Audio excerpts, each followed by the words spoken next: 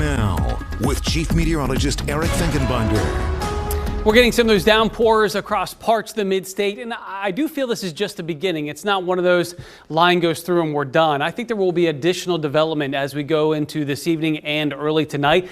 At the same time, when it's not storming, it's not bad. Matter of fact, let's go back to New Oxford. It was pouring just about 15 minutes ago, and notice the sun is back out. I want to show you, though, how much rain that we had at New Oxford. This is at Conewago Valley School District at the same site we just showed you.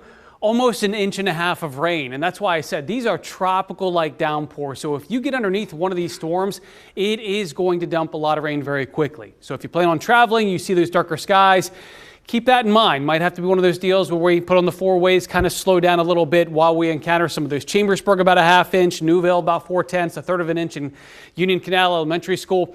We've got a severe thunderstorm watch in place, but also some flood watches just in case we get some areas getting more than an inch of rain very, very quickly. So you can kind of see all of a sudden it just started to fire up as we headed into the peak heating of the day. Let's zoom in to show you some of these storms because we now do have a severe thunderstorm warning across southern New York County. This is now just exiting out of New Oxford and Spring Grove, or I should say Hanover. Spring Grove, the heaviest is now just south of Spring Grove. So I would say between Jacobus and Shrewsbury, that's where the storm is going to be traveling here over the next 15 minutes to a half an hour. Here's the one that we're showing you. Hershey's just on the northern edge of it. The southern flank would be Edders. We head eastward, Upper Lawn, getting a lot of rain right now. So anyone in Eville, you're looking north, this is the storm that we're tracking. This is going to be the type of storms that will produce an inch of rain very, very quickly. Myerstown into northern Lebanon. And we go over, we're going to track some of it here in Juniata County. That's just on the doorstep now of Perry County.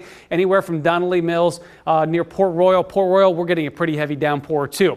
This is such an interesting meteorological setup because we have 90-degree heat, high humidity, smacked right up against some cooler, cloudy conditions. This cooler air is trying to wedge in at the same time, and as it does, it's going to create these storms throughout this evening, and I even believe early tonight. So we're not done with just the storms that we're seeing now. Here's even at midnight, and then notice what happens tomorrow, a completely different setup. Well, we're stuck in the clouds almost all day tomorrow. Notice what happens, 78.